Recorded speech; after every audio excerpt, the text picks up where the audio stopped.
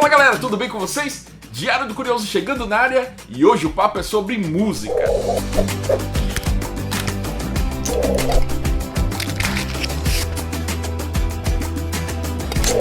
Você pode não acreditar, mas houve um tempo em que quem curtia música também adorava segurar e apreciar uma bela capa de disco. Hoje as coisas mudaram bastante de figura e antigamente o que cabia em vários discos como esses, agora cabe muito mais num telefone celular, por exemplo. Mas antes de continuar esse vídeo, eu quero pedir a sua ajuda para você se inscrever aqui no Diário do Curioso. É simples e rápido, é só clicar logo aqui abaixo do botão inscrever-se e ativar o sininho para receber as novas notificações do canal. Só você pode fazer o Diário do Curioso crescer. Eu sou Beto Oliveira e te convido a conhecer algumas capas de discos polêmicas. Não perca! Confira hoje no Diário do Curioso!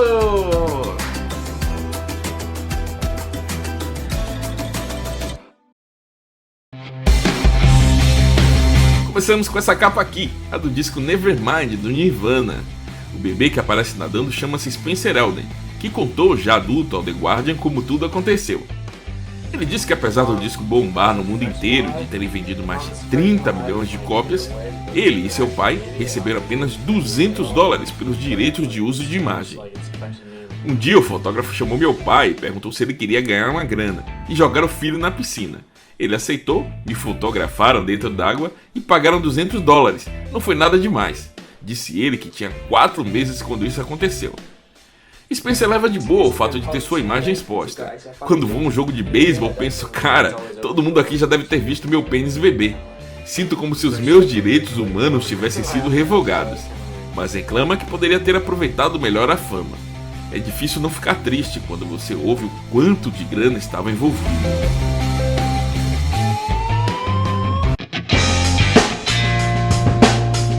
Aproveitando para falar das capas icônicas, tem essa também, a de Abbey Road, dos Beatles. Abbey Road, para quem não sabe, é a rua onde está localizado o estúdio onde eles gravavam esse e outros álbuns. Essa foto ficou tão famosa que hoje é comum vermos enormes congestionamentos de carros, que são obrigados a esperar pelas pessoas enquanto elas tiram fotos simulando a caminhada dos Beatles. Mas existem 2 outros detalhes que realmente chamam a atenção na capa dos caras. O primeiro fala sobre esse personagem aí, que por muito tempo passou despercebido. Trata-se de Paul Cole, um aposentado americano que, sem perceber, acabou fazendo parte da capa do disco. Cole nunca foi fã dos Beatles e jamais planejou aparecer na capa de Abbey Road. Entretanto, a foto tirada em 1969 tornou ele bem famoso. Ele conta que estava de férias com a esposa em Londres e já estavam cansados de ver tantos museus. Foi então que viu uma viatura parada e foi até lá.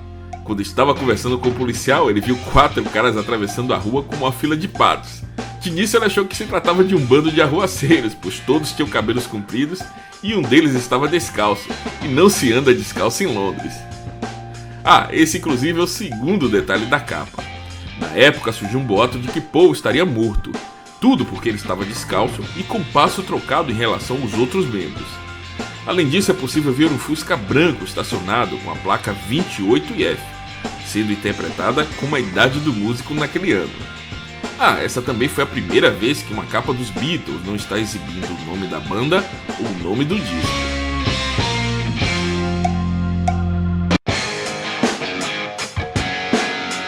Já a capa de Hollywood, de Marilyn Manson, chocou todo mundo quando foi lançada. Algumas lojas nos Estados Unidos se recusaram a vender o álbum, caso a capa não mudasse.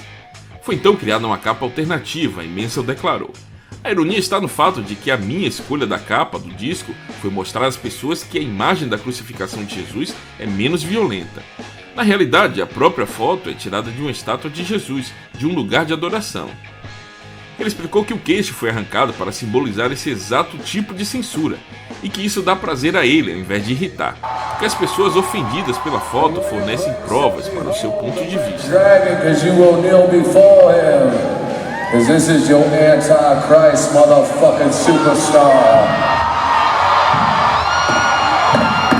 Uma outra capa polêmica foi a de Bride Faith, da banda com o mesmo nome. A capa do disco mostrava a filha de Ginger Baker, o baterista da banda inglesa.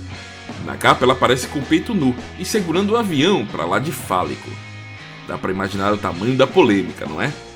Na época, o disco chegou a ser proibido nos Estados Unidos, o que levou a gravadora a lançar uma versão exclusiva para o mercado americano, com a foto do grupo no lugar da capa original. Até hoje a garota que aparecia na capa evita tocar no assunto, deixando claro o constrangimento que sofreu depois da divulgação do disco.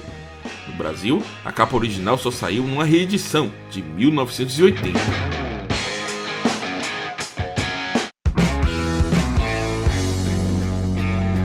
Mas essa polêmica toda não era exclusividade apenas das bandas mais pesadas. Até os Beatles se envolveram nela. Na capa de Yesterday and Today, os 4 rapazes de Liverpool, até então com fama de comportados, vestiam aventais de açougueiros e seguravam pedaços de carne e bonecos decepados, num protesto contra a guerra do Vietnã. A primeira prensagem trouxe a tal capa e foi entregue a lojistas e emissoras para que tocassem suas faixas na programação e com isso promovessem um álbum. Só que não deu muito certo, os americanos se recusaram a expor o disco e tocá-lo em suas programações regulares, manifestando total repulsa à capa.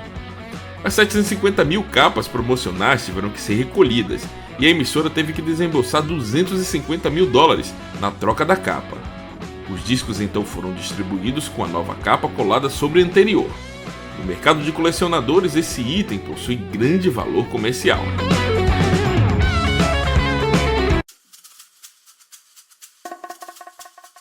Uma outra capa muito famosa que também deu o que falar foi essa aí, a de Appetite for Destruction, do Guns N' Roses. Acontece que a imagem de uma garota sendo violentada por um ser autômato foi considerada obscena e depreciativa contra as mulheres. Lojistas e a MTV encabeçaram um movimento exigindo a mudança da capa, o que de fato aconteceu, sendo substituída pela famosa imagem da cruz com a caveira dos integrantes da banda. No entanto, alguns países comercializaram sem problema a capa original, como aqui no Brasil, embora haja algumas prensagens da capa alternativa. Curiosamente, pouca gente sabe, mas a ilustração não foi feita exclusivamente para a capa do disco. O desenho foi feito pelo cartunista Robert Williams, que o intitulou exatamente Appetite for Destruction, tendo sido usada para ilustrar a capa do seu livro, de 1979. Por fim, não menos importante, o disco Todos os Olhos, de Tom Zé. Viu alguma coisa diferente nela? Dá uma olhada. Bom, se você não conseguiu ver nada de diferente, eu vou explicar. O que parece ser um olho é, na verdade, um ânus com uma bola de gude no orifício. Bom, se você não tinha percebido, não foi o único. Muita gente na década de 70 não percebeu, e o Tom Zé conseguiu enganar a censura da ditadura e passar a sua mensagem. O mais curioso é que, ao contrário do que acontece hoje com os milhares de recursos técnicos e visuais, naquela época era necessário fotografar realmente aquela parte do corpo. A missão foi passada para Décio Pinatari, responsável pela concepção da capa. Ele disse que conseguiu arranjar uma moça que serviu de modelo, e que tudo foi muito engraçado. Foi muito engraçado mesmo, né? Nós vivíamos no tempo da ditadura militar e censura e essas coisas, né? Aí o Tom Zé fez um disco chamado Todos os Olhos. Aí ele pediu para ver se eu lançava, fazia um projeto de capa para o disco dele. Eu falei, bom, aí eu não vou perguntar, falei, será que se inclui o olho do cu? Então, foi aí que eu resolvi usar esse olho. E eu queria fotografar, entende? Um olho... Entendo. O olho... E houve a moça que se propôs a ser o modelo. O problema, justamente, todos os olhos, é que tinha uma bola de gude que tinha que colocar no buraquinho. E, de qualquer maneira, eles fotografaram o tal Todos os Olhos, enfim. E foi feito e está lá os todos os olhos do Tom Zé.